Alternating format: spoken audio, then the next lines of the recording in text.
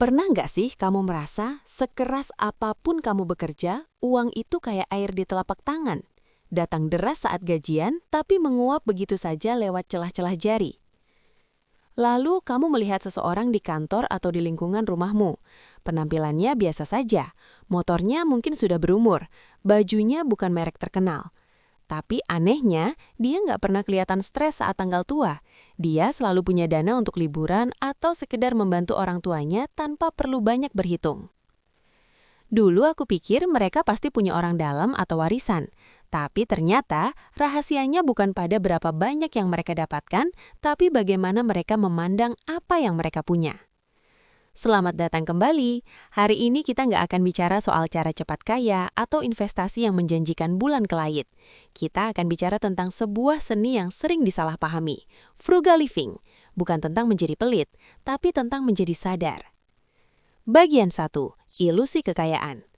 Banyak orang terjebak dalam perangkap status. Kita membeli barang yang tidak kita butuhkan, dengan uang yang belum tentu kita punya, hanya untuk membuat orang yang bahkan tidak kita sukai merasa terkesan. Lucu kan? Aku pun pernah di sana. Setiap kali merasa lelah kerja, aku bilang, aku butuh self-reward. Aku beli barang baru, makan di tempat mahal. Tapi tahu nggak, kesenangan dia cuma bertahan 1 jam. Stresnya bertahan berminggu-minggu karena melihat saldo yang menipis. Kaya yang sesungguhnya itu bukan tentang apa yang orang lihat di luar. Kaya adalah saat kamu punya pilihan. Pilihan untuk berkata tidak pada pekerjaan yang kamu benci, karena kamu punya cadangan dana yang cukup. Itulah kebebasan. Bagian 2. Psikologi cukup. Langkah pertama menuju frugal living bukan memotong biaya makan, tapi memotong ego.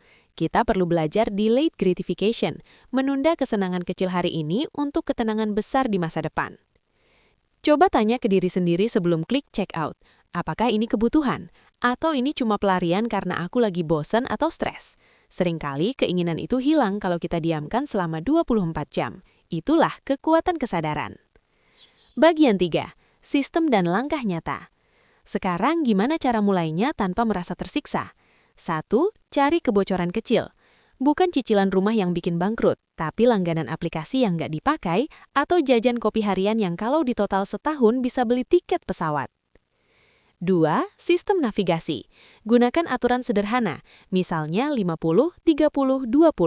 50% untuk kebutuhan, 30% untuk tabungan atau investasi, dan 20% untuk hiburan. Dengan sistem, kamu nggak merasa bersalah saat bersenang-senang karena uangnya memang sudah dicatah. 3. Upgrade sistem bukan gaya hidup. Kalau gaji naik, jangan langsung ganti HP. Pakai uangnya untuk beli alat yang bikin kamu makin produktif, atau masukkan ke dana darurat. Biarkan tabunganmu yang naik kelas, bukan cicilanmu. Bagian 4. Hasil akhir ketenangan. Setelah setahun menjalani ini, hal yang paling berubah bukan cuma angka di rekening, tapi beban di pundakku. Aku gak lagi merasa harus bersaing dengan postingan Instagram orang lain, aku merasa cukup, dan rasa cukup itu adalah kekayaan yang paling mewah. Penutup. Frugal living itu bukan perlombaan siapa yang paling hemat. Ini adalah perjalanan untuk mengenal dirimu sendiri. Jadi, apa satu hal kecil yang akan kamu kurangi mulai hari ini untuk masa depanmu? Tulis di kolom komentar ya. Mari kita saling menguatkan.